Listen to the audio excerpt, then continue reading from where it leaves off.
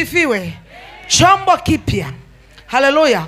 Kuna aina vya vyombo vingi ambavyo Mungu anaweza kuvirekebisha. Kwanza, ili kiwe chombo kipya, hiki chombo kimechakaa. Kuna aina ya vyombo, kuna chombo kimechakaa, kuna chombo kimekuwa butu. Haleluya. Kimechakaa, hakifai tena, ama kimekuwa butu. Haleluya. Kisu kimetumika, kimekufa. Panga halikati tena kwa staili ile ya mwanzo, limekuwa butu, linatakiwa kunolewa tena. Kama watumishi wa Mungu wa Kristo tunahitaji kunolewa tena. Wakati Mungu anasema nami kwa habari ile nani, alisema lazima kanisa linolewe tena. Tumekuwa butu, wa uongo wamekuwa na nguvu, wanateka watu wengi. Sisi ambao tunamtukia Mungu katika roho na kweli hatufanyi chochote kwa sababu tumekuwa butu, hatukati. Hebu fungua Biblia. Uko wapi mkalimani wangu? Isaya 41:15. Biblia inasema katika Isaya 41:15, tazama nitakufanya kuwa chombo kikali kipya cha kupuria, chenye meno, utaifikicha milima, na kuisaga, nawe utafanya vilima kuwa kama makapi.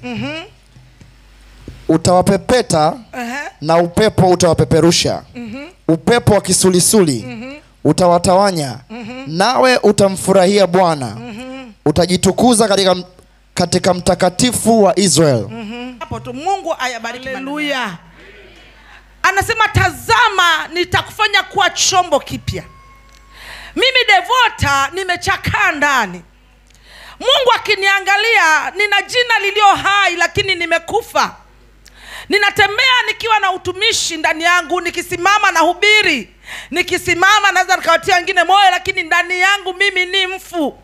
Sina kitu tena, ila ninafanya huduma kwa mazoea na ukawaida, ile experience ya kitumishi. Haleluya. Haleluya. Kuna uchakavu ndani, kuna ubutu ndani, kuna ufu ndani. Sina kipya. Nimeitwa, wakati naanza nilikuwa nachemka. Kulikuwa na mambo mengi, kulikuwa na maono mengi. Kulikuwa maono yanaendelea ndani yangu, nitafanya semina za vijana, nitafanya semina za watoto, nitafanya hiki, lakini ghafla kumezimika. Kwa hiyo nimebaki na ibada zile zile, sina kitu kipya. Ina maana ndani yangu kumeingia uchakavu ambaye hata mimi sijui. Kuna kitu kimekufa. Kuna namna ndoto zimezimwa. Kuna maono yameondoka. Lazima Bwana sasa anirejeshe, anifanye upya, ili niweze kuchemka tena kama mwanzo, ili niweze kufanya tena vitu vikubwa kama mwanzo, ili niweze kwenda zaidi. Maana wakati anaanza na mimi alinisemesha kwamba nimekuita kwa mkuu. Nafundisha. Kuna mtu uliitwa na ulikuwa naona naenda mbali, ghafla kumekatika. Unajaribu, sio kama umelala lakini huoni kwenda.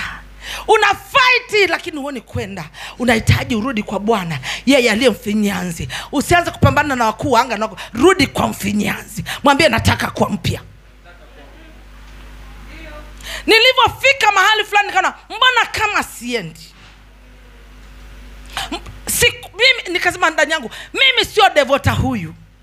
Yule ambaye Bwana alinitengeneza kwa ajili ya kazi yake. Mbona yale mafuta yalokuwa ndani yangu kama siyaoni? Mbona ile ahadi zile, yale maagano yangu na Mungu, mbona siyaoni? Nikamrudia mfinyanzi. Nikamwambia hii sio hali yangu. Kama niliacha mwanya, kama shetani ameingia, ninataka kufanywa upya. Nataka kuwa chombo kipya, kikali, nifikiche milima, kwa sababu mbele yangu kuna milima. Bila kuwa chombo kikali siwezi kupita. Ili niweze kuifikicha milima ya umasikini, maana utumishi na masikini shida. Utumishi na umasikini, utumishi na njaa ni tatizo, wana wa Mungu. Ili mtumishi wa Mungu waheshimike, lazima utoke kwenye hali ya ugumu wa uchumi, ili washirika wanapokuja watie adabu, wasukake chini ya miguu yako. Lazima na wewe uwe angalau na neema. Lakini shetani amekamata uchumi wa watumishi wa Mungu. Tunatumika kwa aibu. Mwana Mungu, kama aibu ulipitia, mimi nimepitia nyingi tu. Unapopitia mchakato kama alivyosema mtumishi wa Mungu hapa, aibu inakukulia. Mazingira yenyewe ni mchakato. Bwana asifiwe. Bwana asifiwe. Huna mtoto, unawaambiaje watu kwamba Yesu anazalisha?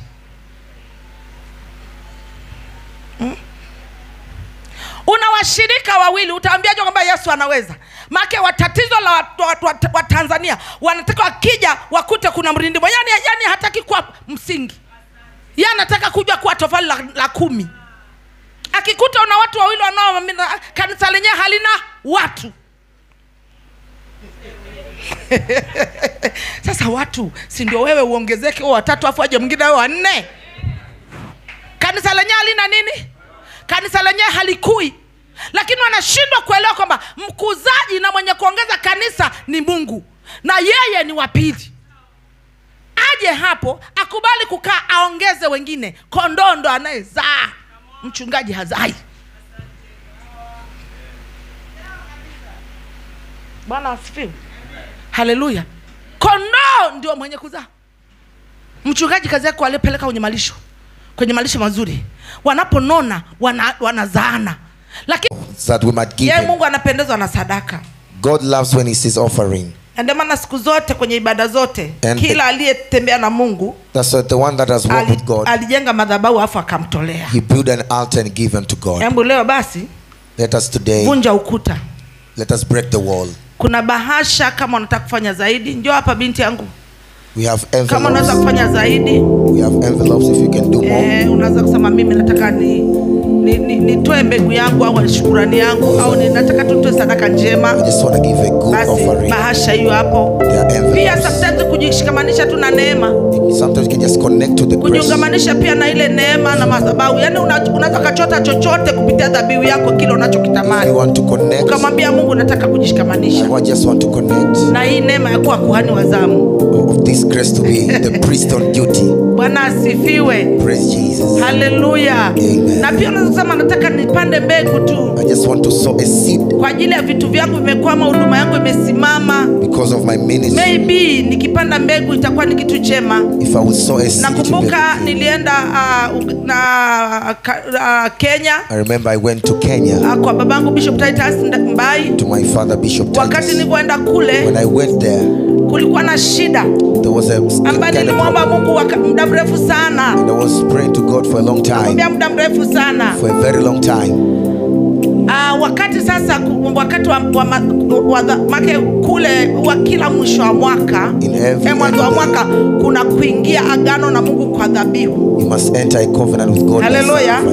Kwa hiyo akasema wale ambao wamekuja na dhabihu na nini, lakini kama unaweza ukafanya ziada na kwa ajili ya watoto wako na kwa ajili ya familia yako, basi kulikuwa na shida mahali fulani kwenye familia yangu. There was a certain problem in my family. Nikachukua sadaka iliyo njema. And I took my good offering. Nasema mbele za Mungu na Mungu shahidi. I said before the Lord. Nikasema Mungu ishivi. I said, oh God that lives. Uliyefanya kwa mtumishi wa Mungu yule. The one that you have made. Uliyefanya kwa huyu.